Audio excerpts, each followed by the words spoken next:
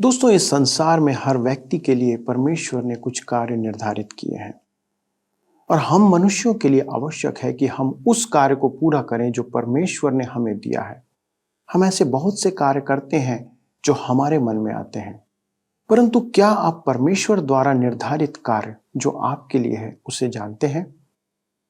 यदि नहीं जानते तो आइए हमारे साथ इस अध्ययन में शामिल हो जाइए और जानिए कि कैसे परमेश्वर अपनी बातों को आप पर प्रकट कर सकते हैं। उसे जानने के लिए इस अध्ययन को आप अभी लॉगिन करें।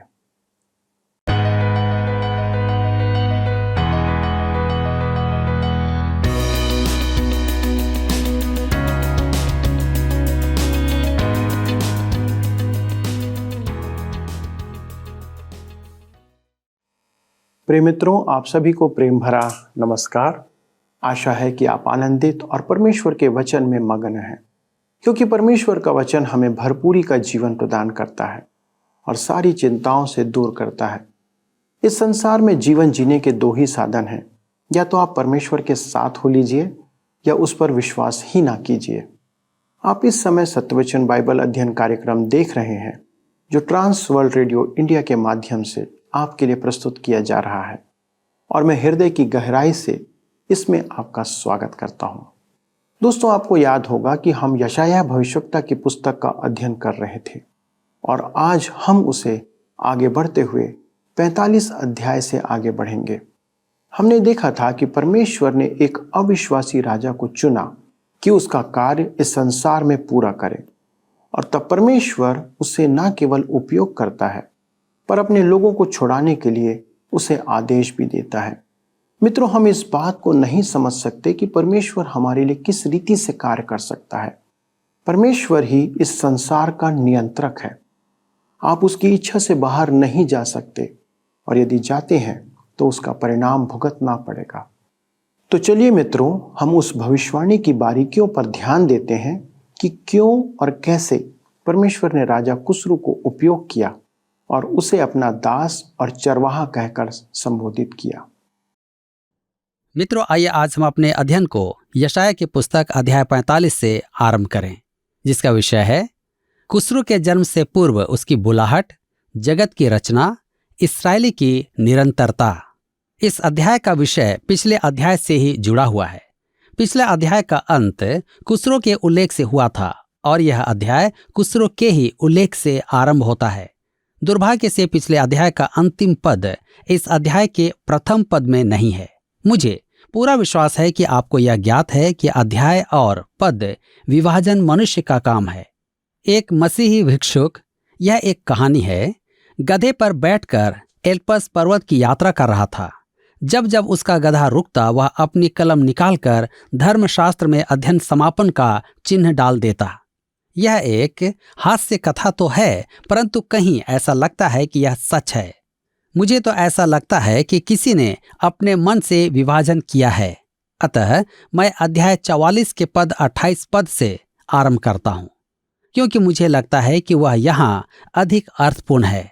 तो आइए हम पढ़ते हैं यशायाह 44 के 28 पद। लिखा है, जो कुस्रू के विषय में कहता है, वह मेरा ठहराया हुआ चरवाहा है और मेरी इच्छा पूरी करेगा। यरूशलेम के विषय कहता है, वह बसाई जाएगी और मंदिर के विषय की तेरी नींव डाली जाएगी। क्योंकि कुस्रू की पहचान वरन नाम भी 200 वर्ष पूर्व दिए गए हैं, इस कारण आलोचकों ने एक अज्ञात लेखक की कल्पना की थी। इसका लेखक कोई और है। अविश्वासियों के दुर्बल विश्वास के लिए यशायाह द्वारा किसी का नाम 200 वर्ष पहले कहना बुद्धि से परे है।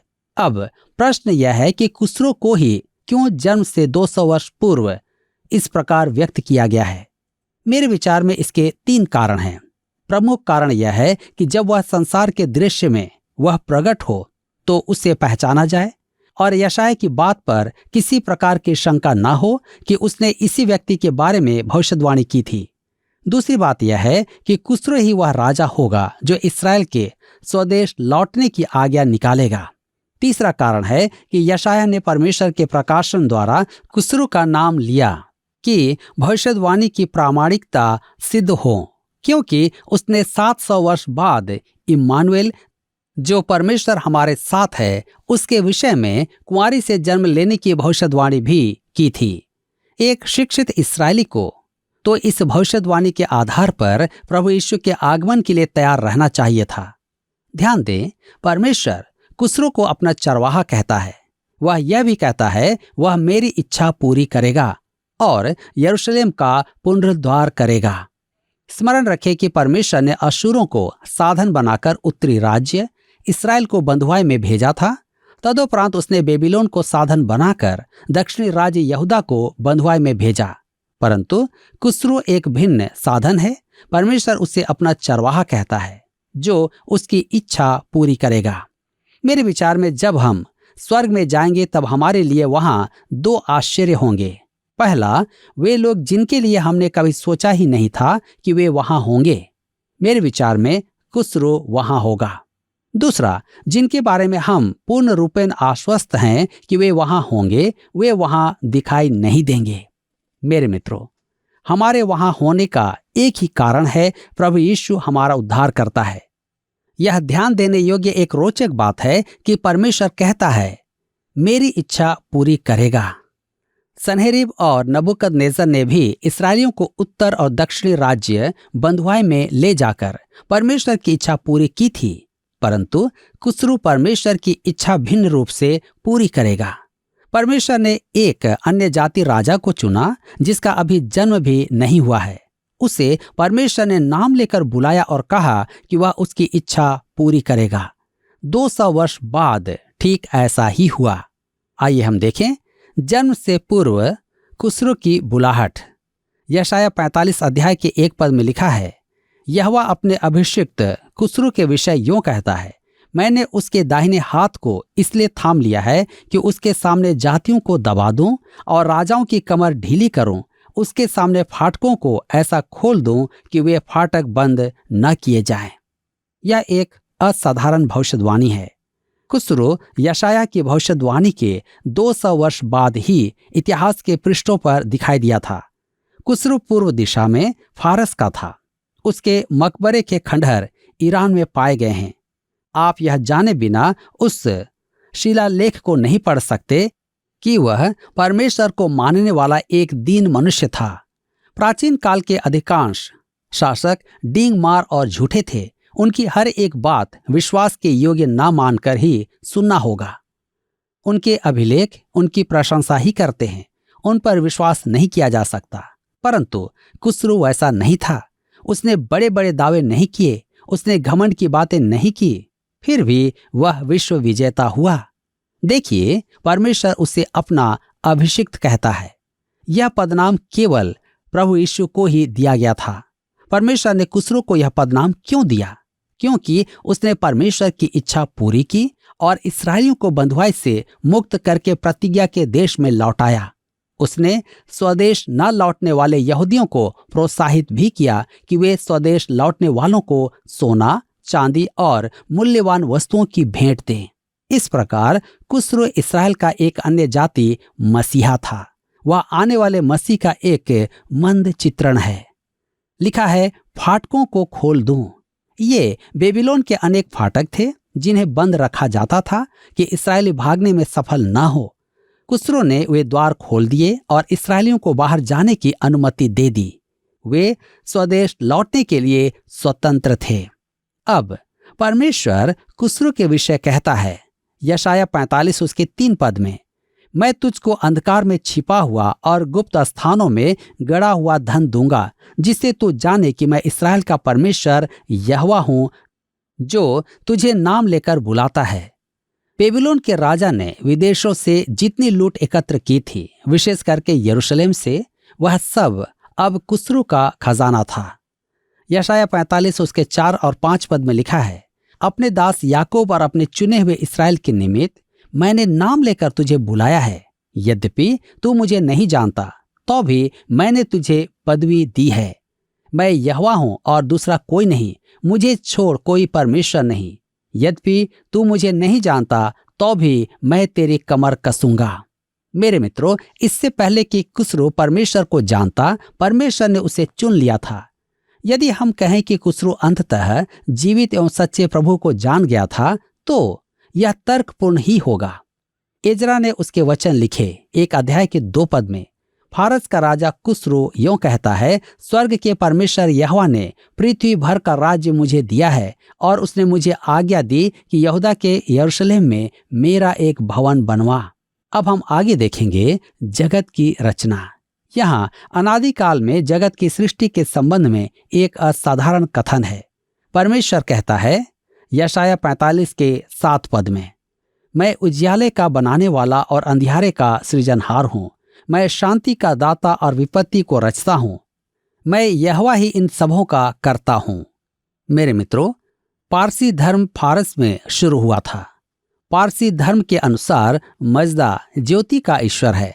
परमेश्वर कहता है कि ज्योति का सृजनहार परमेश्वर ही है, अतः वह ईश्वर नहीं है। पारसी सत्य के अत्यधिक निकट आ रहे थे।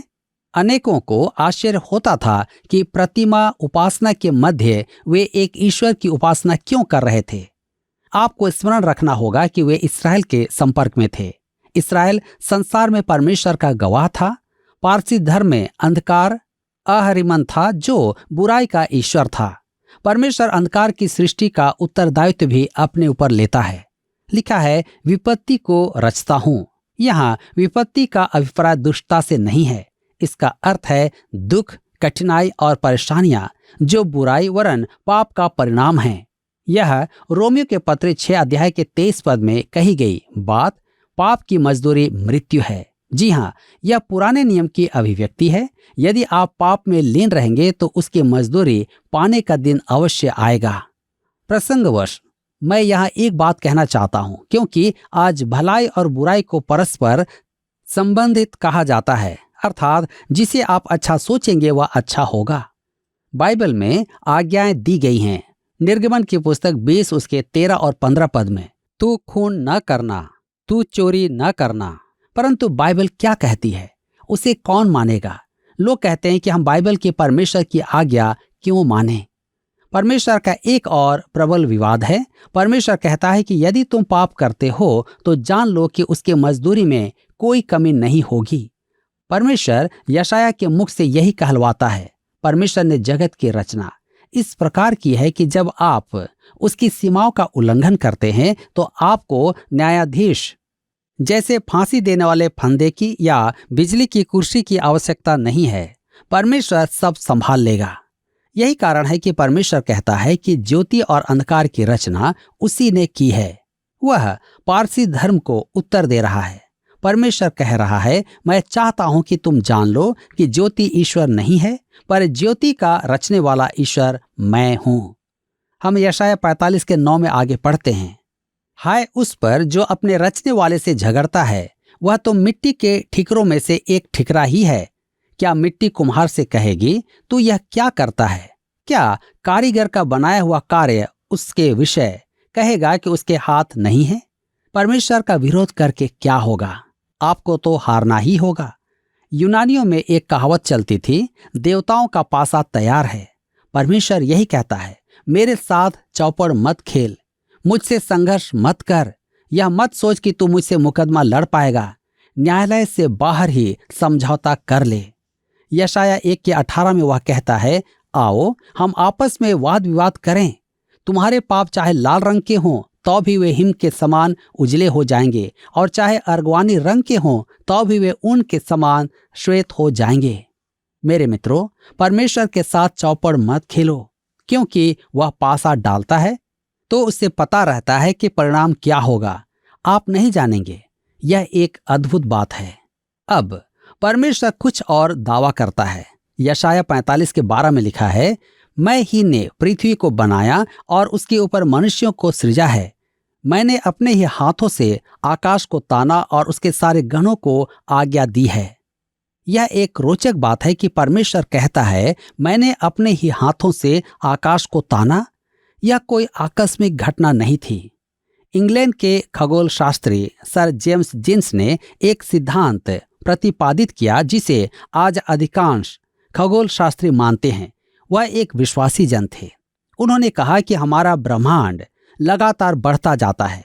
वह प्रति मिनट बढ़ता जाता है। ग्रह, संसार, आकाश गंगाएं एक दूसरे से दूर होते जा रहे हैं। परमेश्वर कहता है, मैंने अपने ही हाथों से आकाश को ताना। उसी ने किया, परंतु हमें नहीं बताया कैसे। उसने हमें नहीं बताया कि वह कुछ नहीं से कैसे कुछ बना सकता है। मेरे प्रियो, आप चाहे कोई सा भी सिद्धांत माने, आपको पीछे हटकर वहीं पहुंचना होगा कि एक समय कुछ नहीं था और फिर कुछ उत्पन्न हुआ। यदि आप मुझे समझाएं कि कुछ नहीं से कुछ कैसे उत्पन्न होता है, तो मैं अवश्य आपकी बात सुनूंगा। जब तक आप उसका उत्तर ना दें, तब तक आप चाहे तो मेंढक के बच्चों की बात करें, बंदरों की बात करें, मैं आपको देखकर मुस्कुराता ही रहूंगा। मैं संशयवादी हूं। मैं आपकी बात पर विश्वास नहीं करूंगा। केवल परमेश्वर का उत्तर ही तर्क सम्मत है। वह कहता है, मैं ही ने पृथ्वी को बनाया। अपने वचन के द्वारा उसने ब्रह्मांड को उत्पन्न किया। क्या आपके पास इससे अधिक बुद्धिमानी का उत्तर है? परमेश्वर के वचन से अधिक बुद्धिमानी का? आइए हम देखेंगे आगे इस्राएल की निरंतरता। अब आता है तीसरा भाग, इस्राएल का सदैव वरन अनंत काल तक बना रहना। परमेश्वर हमें यह बात भूलने नहीं देगा। यशाया 45 के 17 पद में लिखा है, परंतु इस्राएल यहोवा के द्वारा युग युग का उद्धार पाएगा। तुम युग युग वरन अनंत काल तक न तो कभी लज्जित और न कभी व्याकुल होगे। मेरे प्रियो, वे जो सोचते हैं कि परमेश्वर ने इस्राएल को त्याग दिया है, उन्हें इस पद पर बहुत मनन करना चाहिए। इस्राएल का उद्धार अनंतकालीन है। परमेश्वर कहता है, इस्राएल तुम्हें दंड तो मिलेगा। तुम बेबीलोन जाओगे, परंतु एक दिन स्वदेश अवश्य लौटोगे। तुम्हारे मन में विद्रोह है, परंतु मैं तुम्हारा उद्धार करूंगा। यशाया 45 के 22 में हम पढ़ते हैं, हे पृथ्वी के दूर दूर के देश के रहने वालों, तुम मेरी ओर फिरो और उद्धार पाओ, क्योंकि मैं ही परमेश्वर हूं और दूसरा कोई नहीं है। इस पद को एक अज्ञानी ने काम में लिया था। चार्ल्स स्पर्जन एक रविवार आराधना के लिए जा रहे थे कि बर्फीली आंधी चलने लगी। रास्ते में एक छोटा सा आराधनालय था, अतः वह वहीं चले गए। आंधी के कारण उनका पादरी नहीं आ पाया, तो वहां उपस्थित आराधकों में से एक जन खड़ा हुआ कि 2 शब्द बोले।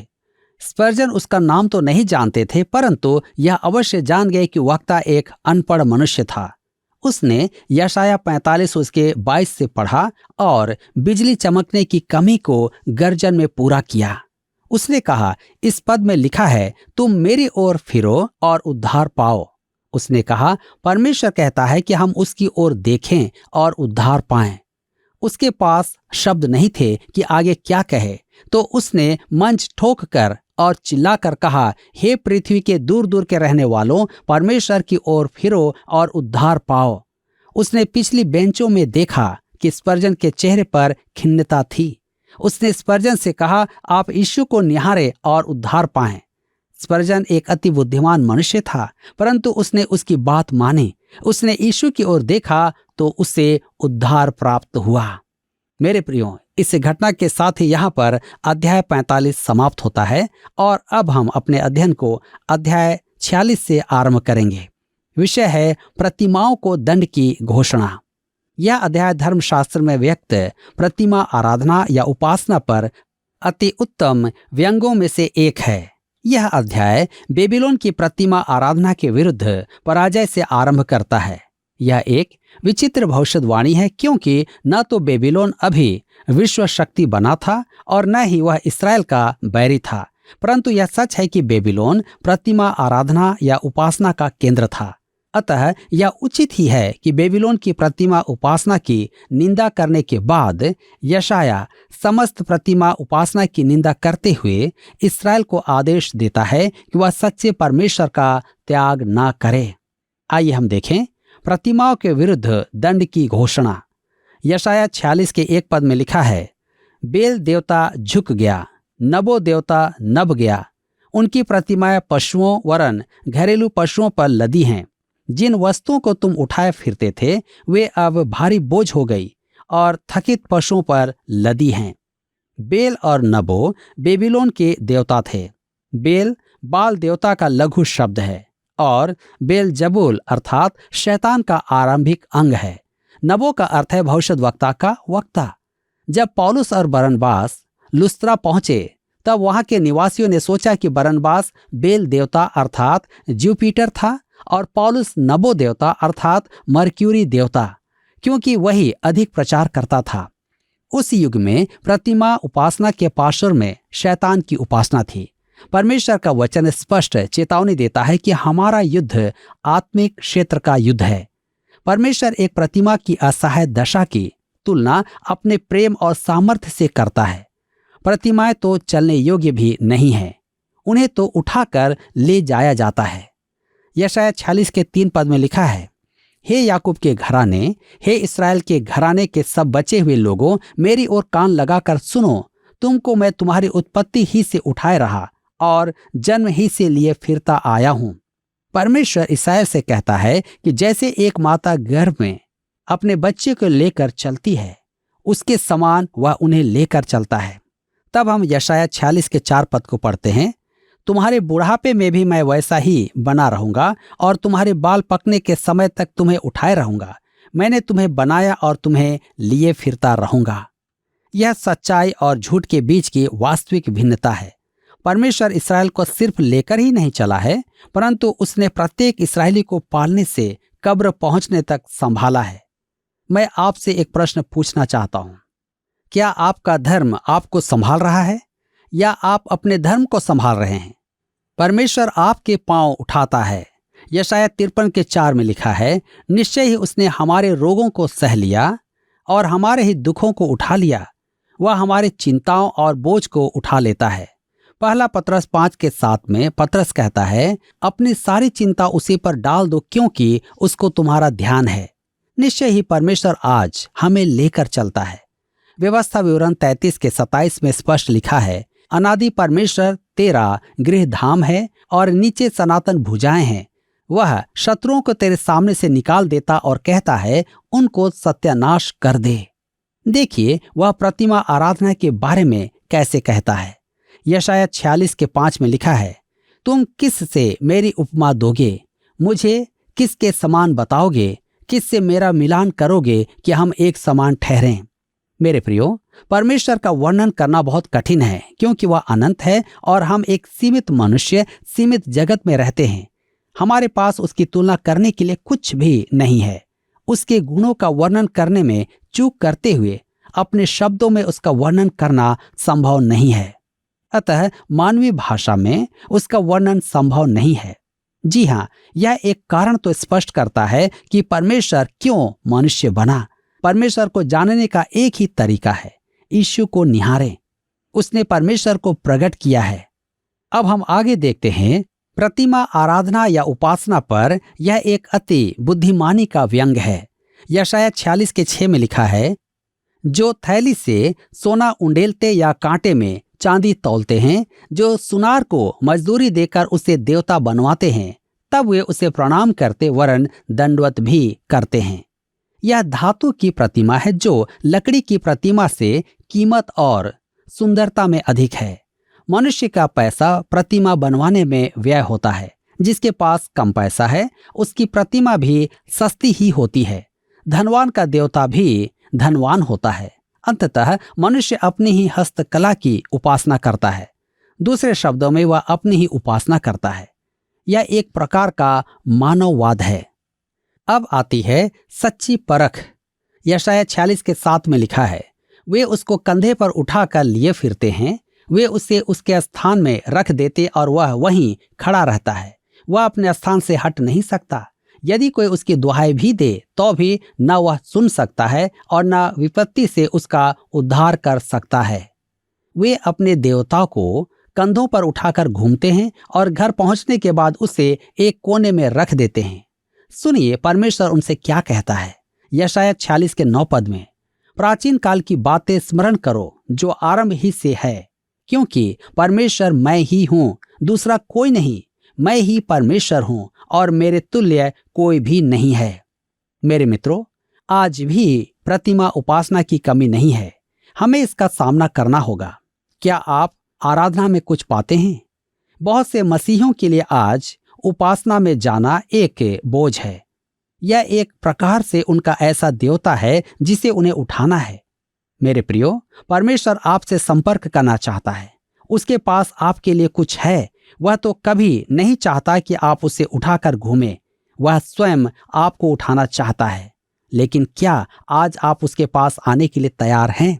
परमेश्वर आज की इस वचन को हम सबों को समझने में सहायता करे। दोस्तों, आज का अध्ययन हमें फिर से इस बात को स्मरण दिलाता है कि परमेश्वर ही सर्वव्यापी और सर्वाधिपति है। उसकी ही संप्रभुता पूरे संसार पर है। वह ही लोगों को संसार में लाता और उन्हें अपनी योजना के लिए उपयोग करता है। इस अध्ययन से एक और बात सामने आती है कि परमेश्वर के पास हर एक मनुष्य के लिए एक निश्चित योजना है। आपके इस संसार में आने के पीछे भी परमेश्वर की एक निश्चित योजना है और आपको और मुझे उसे पूरा करना आवश्यक है। हमारे लिए अब दो कार्य रह जाते हैं। पहला यह कि हम परमेश्वर की उस योजना को जानें और दूसरा यह कि हम उस योजनाबद्ध कार्य को पूरा करें। आपने पाया, कुस्रू राजा के जन्म से 200 वर्ष पहले ही परमेश्वर ने यशायाह द्वारा इस बात की भविष्यवाणी कर दी और यहाँ तक कि उसके नाम को भी घोषित कर दिया। समय आने पर राजा कुस्रू ने उस काम को पूरा किया। मेरा विश्वास है कि जब उसने इस बात को जाना तो उसने अपनी जिम्मेदारी को पूरा किया। आज हमारे लिए भी यही नियम लागू होता है कि हम जाने कि परमेश्वर ने हमें किस काम के लिए निर्धारित किया है। प्रश्न है कि यह हम कैसे जान सकते हैं। हमारे लिए परमेश्वर की योजना को जानने का सबसे सहज माध्यम है उसका वचन। जब हम उसे पढ़ते हैं और उस पर मनन करते हैं, तब परमेश्वर का आत्मा हमें उन योजनाओं और बातों को उजागर करता है। हमारी आत्मा में परमेश्वर की इच्छा उसके वचन के अनुसार उत्प्रेरित होती है और तब हमें उन कार्यों को पूरा करने के लिए प्रतिबद्ध रहना है। दोस्तों, क्या आप अपनी बुलाहट को जानते हैं? क्या आप उसे पूरा कर रहे हैं? आइए दोस्तों, हम प्रार्थना में समर्पण करें कि हम अपने लिए निर्धारित किए गए परमेश्वर की योजनाओं को, उसके कार्यों को पूरा करेंगे। आइए प्रार्थना करें।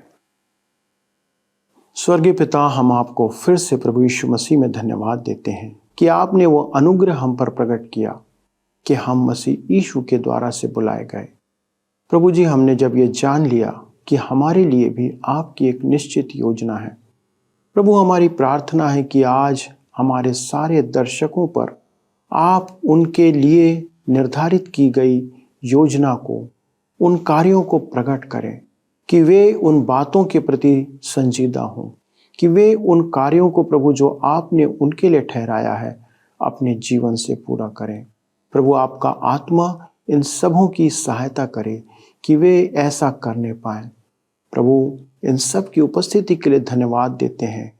इन सब लोगों के जीवन में आपका अनुग्रह बना रहे।